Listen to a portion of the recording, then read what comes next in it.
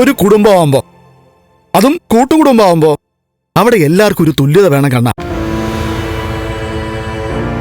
നീ ആ വീട്ടിലെ മൂത്ത ആളായതുകൊണ്ട് നിനക്ക് നിന്റെ അച്ഛനും അമ്മയും രണ്ടാനമ്മയും ഒക്കെ അധികാരം കൂടുതൽ വന്നു കാണും. അതവരുടെ മാന്യത. അത് പക്ഷെ മുതലെടുക്കാനുള്ളൊരു അവസരമായിട്ട് കാണരുത്. എന്റെ വീട്ടിലെ ചിട്ടകളും നിയമങ്ങളും ഒക്കെ നിങ്ങളെയൊക്കെ നേരത്തെ ധരിപ്പിക്കാതിരുന്നത് ഇവനും എന്റെ അമ്മയ്ക്കും മാമനും ഒക്കെ പറ്റിയ വീഴ്ചയാണെന്ന് ഞാൻ പലതവണ പറഞ്ഞു കഴിഞ്ഞു. അതൊക്കെ അവിടെ നിൽക്കട്ടെ. ഇപ്പതേ വെട്ടിത്തിളങ്ങുന്ന ഒരു ഡയമണ്ട് നെക്ലസാ എന്റെ മോൾക്ക് ഉണ്ണി പിറന്നാൾ സമ്മാനമായിട്ട് കൊടുത്തിരിക്കുന്നത്. നേരത്തെ അതുപോലൊരു മാല മോൻ ജുവലറി പോയി എടുത്തപ്പോ നീ എന്തിനാ തടഞ്ഞത്?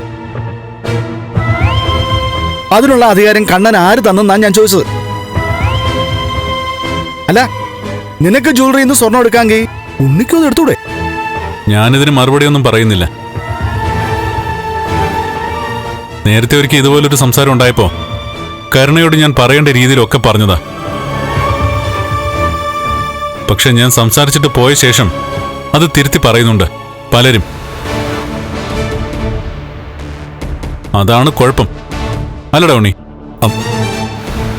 അങ്ങനൊന്നുമില്ല ഏട്ടാ. അല്ലെങ്കിൽ തന്നെ ഉണ്ണി മോനും നിന്നെ പേടിക്കേണ്ട കാര്യം എന്തുവാ?